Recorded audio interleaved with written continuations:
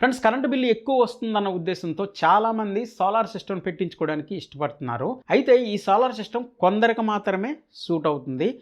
ఎవరికైతే yearly average bill 2000 రూపాయలు కనుక వచ్చినట్లయితే లేదా 3000 రూపాయల బిల్లు కనుక వచ్చినట్లయితే టోటల్ 12 మంత్ క్యాల్కులేషన్లో యావరేజ్గా మంత్కి ఆ రకంగా పడినట్లయితే వారికే ఖచ్చితంగా సూట్ అవుతుంది. వాళ్లకు బెనిఫిట్ ఉండే అవకాశం ఉంటుంది. ఎందుకు ఇది చెప్తున్నానంటే 1000 రూపాయల లోపల బిల్లు వచ్చే వాళ్ళు కూడా సోలార్ సిస్టమ్ పెట్టించుకోవడానికి ఇంట్రెస్ట్ చూపిస్తున్నారు. అలానే పెట్టించుకుంటున్నారు కూడా కొంతమంది. చాలామంది వీటిని మోటివేషన్ చేసి సేల్ చేస్తున్నారు. అలాగే మనకు తెలిసిన వాళ్ళు, మన చుట్టాలు, బంధువులు అందరూ కూడా మన దగ్గరికి వచ్చి సోలార్ సిస్టమ్ పెట్టించుకోండి, కరెంట్ బిల్లు ఎక్కువగా వస్తుంది అని మోటివేషన్ చేసి మరి పెట్టించేస్తున్నారు. మీకు అవసరం లేకుండా ఆ మోటివేషన్కి లొంగిపోయి గనక ఈ సోలార్ సిస్టమ్ పెట్టించుకుంటే ఎటువంటి ఉపయోగం అన్నది ఉండదు. తిరిగి మళ్ళీ లాంగ్ పీరియడ్లో నష్టం జరిగే అవకాశాలు అయితే ఉంటాయి. 1000 రూపాయల లోపల బిల్లు వచ్చే వాళ్ళు ఏంటంటే మనం రివర్స్ సప్లై అమ్ముతాం కదా అని అనుకుంటే అది ఉపయోగం ఉండదు.